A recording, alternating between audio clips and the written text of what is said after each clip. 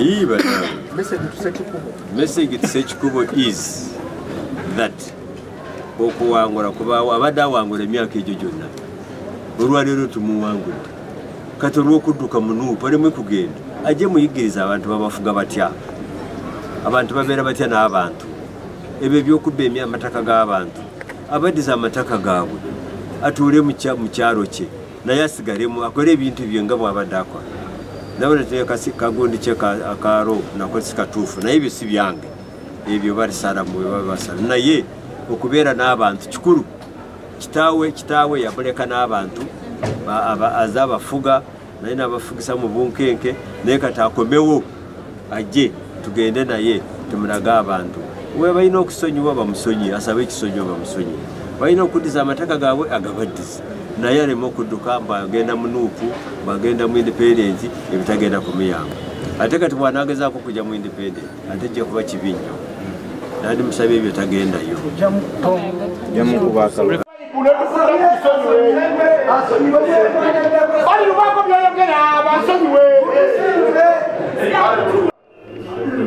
n'abatali fenna kwatumala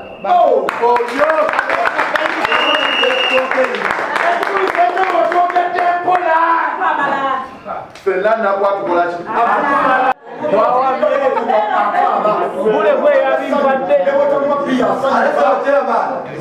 leero tetwagala ngombo ya pulezidenti gyabanenga tugamba eyetuze tukakaki wakiso tetulerakkiriza kwetuga nga nakuwaali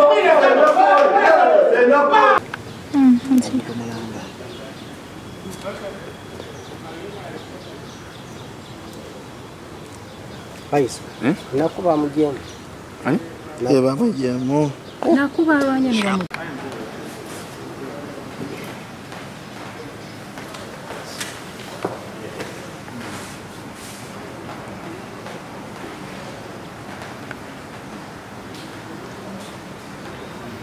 Nachirisha NRM egiprocess yiturabiremu nichoreko buringaniza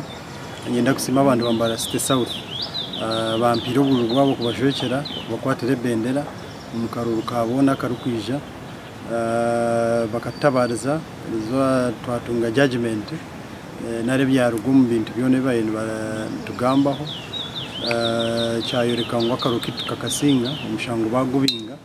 so ni sima abantu bona abambara City South ni sima ekibina kita cya bayine bakura karuraka ni sima buri omwe aba security abamahurire buri omwe wa participate nyiro mukarura kandi hati yo nzo mukaruru kekibina kebina byona so ntubashaba ebibireho byona musasirane turwana nka family emwe hati twaza gumzamu kubajwekera nko kumwateriro bururu mwe bari munango nokurasa hoki warga hati shahe y'abanyambara cyo kuza kurasa n'ikindi we narugaha ecyo kumanza no kugenda buri cyaro cyona mu consensus ndukusima abataka ndukubagamba neberugiremo umushango ogu tukusasirana akato betu family yemwe tukurebe bibaye bibiri tukusasirana nkabantu abekibina kimwe akoba akarura tukuza mutinde kuza muturi family yemwe so niza kugenda burisera tukuganira n'abataka harimo isho bizabireho tusasirane konka mu burungi bw'ekibina ntenda karuruke kibina kitu na munonga ka president Museveni oyine message ya petition wele ababe besimbere abatutabarize tukatura family yemwe tukurwana tukurundura urakwate bendera yo kujekera abantu bitu bambara City South so ntumushabango atwegiteho turunda karuruke kibina kitu na flag bearers bona kutandikira president with president Museveni Tebiri okuzazi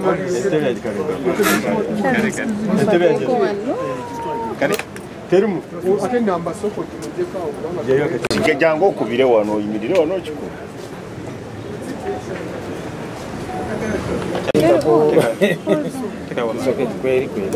Bano buwanguzi si bwange bw'abantu berwe miyaga era njagala kubayuza okwijja mu problem gye babadde nayo okumala emyaka 25 era boogedde n'erinnya lyabwe ne liwulirwa nti kye babaddeko ne babulira ensi yonna tocha gye babaddemu bw'olaba obutambi obwa reductions endala ezibadde ziyita ng'abantu bakuba obubokisi Sekikubo akuba obubokisi yakuba omusirikale amasasi n'akuba abaana b'abantu ku poliisi nga ne poliisi eryawo epoketi ekyo etaddemu emikono mu mpale n'olaba kati abantu kye bavuddeyo era abantu babadde batidde naye bwe twabagumya ne balaba UPDF ne balaba joint operation ne UPDF n'amagye abantu ne bavaayo mu byalo byabwe era ne boogera eddoboozi eddene kye bayita statement kati eddoboozi eryo lyanukuddwa aba Tribunal ne bamanya nti tewali nsonga yonna era njagala kwebaza nnyo abaana ba Tribunal ababadde ku Tribunal. Ekisooka singa omulimu gwe bakoze ogubadde gulimu corruption nyingi abantu babadde balina sente nyingi ze baagala okuteekamu naye kiba okusala amazima gokka ne bareducinga kireducinze conflict in NRM ne kireducinga nekizaamu amazima nekizaamu obwenkanya ne balwanirira eddembe ly'obuntu ne balina n'abantu bennyini ba NRM abakuba obululu bwabwe ne butaba nga tebabusazaamu. Njagala kutwala omukisa guno kwebaza abantu b'Erwomiyaga okusooka obululu bwe baakuba. Ekyokubiri obululu bwe baakuba bwonna bubadde buli ku levolebo nga singa Tribunal ebadde tekoze omulimu gwabwe esimbu newankubadde nga babadde basobola ogiwa sente neyogera ebitaatuukire naye okwogera ekyo ekyabatwala okusala amazima okumaintaininga the first vision ya NRM obwenkanya ab'abantu bonna abantu kye basazeemu to stand on the side of the people. Njagala kwebaza Tribunal ng'aba ne chairman waayo n'abantu abalowooza engeri gye bawandiisemu ekipapula bw'olaba ekipapula kyaffe nga baanukula buli kimu kyonna Sekikubo kye yali atuwaabidde nga bugenda kulaba timuli musango bali kye baali balaba baali baagala obululu bwaba interfered with declaration forms bazikyusa naye ge n'agenda okutuleetera n'atuleetera abaserikale abaafa ne batuleetera nti abaserikale babaddemu kati abaserikale ba UPDF oba tebabawano n'osanyuka baga kuleeta abakongo be banaaba bakola emirimu gya Uganda. N'olwekyo kyokka ekyo okulaba nti Tribunal evuddeyo neweereza abantu b'Erwomiyaga nebasapootinga ekintu kye baakola abaakuba obululu obunene nnyo ate n'ebyalo byaloota ebyaleeta ne bamugamba nti ne bwankubadde oleesa ebyalo byonna nga babikuwadde byonna 100% ne bwogatta obululu obulimu tutuusa bululu bwasande bwakusinza. Now to prove that one in front of the people, in front of the world, in front of these cameras, mu maaso g'abantu, mu maaso ga gavumenti, mu maaso g'abantu bonna ba NRM, mu maaso g'ensi, njagala kwebaza Tribunal omulimu gwekoze. At least they have proved singa Uganda yonna tuba tulinamu abantu ng'abo